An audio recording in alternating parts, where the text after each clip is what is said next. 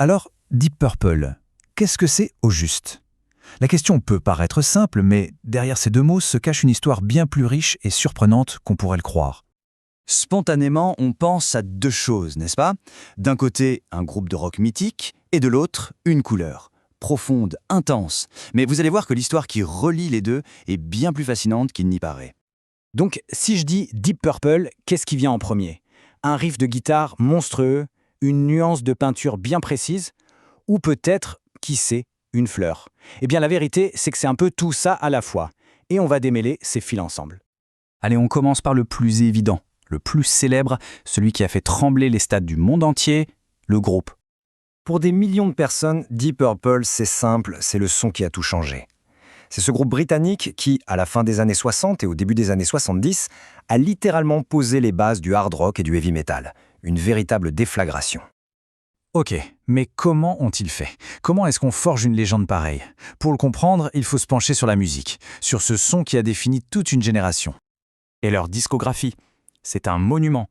Si on en croit le Riff Report, des albums comme Machine Head ou In Rock ne sont pas des simples classiques. Non, ce sont des manifestes. In Rock est carrément considéré comme l'acte de naissance du heavy metal moderne.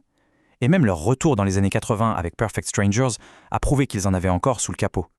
D'ailleurs, le Riff Report a trouvé la formule parfaite pour décrire l'impact de Machine Head.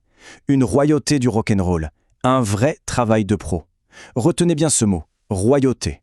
Il est absolument essentiel pour comprendre la suite de l'histoire. Regardez-moi cette pochette iconique de In Rock. L'allusion au mont Rushmore est évidente bien sûr, mais le message est d'une audace folle pour l'époque. Le groupe ne dit pas juste « on fait de la musique », il dit « on est en train de se sculpter une place dans l'éternité », comme les pères fondateurs d'un tout nouveau son.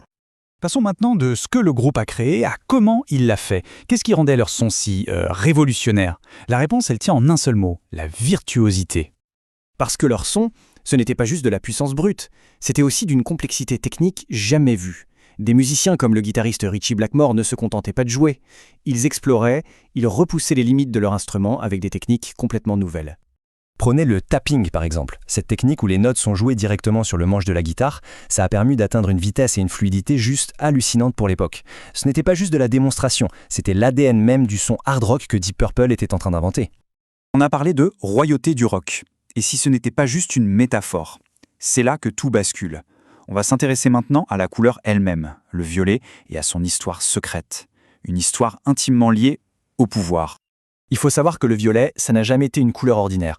Dans l'Antiquité, le pourpre de Tyr était si rare, si cher à produire qu'il était réservé aux empereurs romains. C'était le symbole ultime du pouvoir. Il a fallu attendre 1856 et une découverte un peu par hasard pour que le violet devienne enfin accessible. Et puis, dans les années 60, il a été complètement réapproprié par la contre-culture, devenant un symbole de créativité et de rébellion. Et c'est là que la connexion devient évidente. C'est fascinant. D'un côté, le pourpre de Tyr, rare, puissant, symbole des empereurs.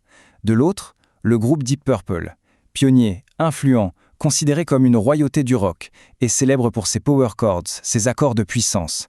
Le parallèle est tout simplement bluffant.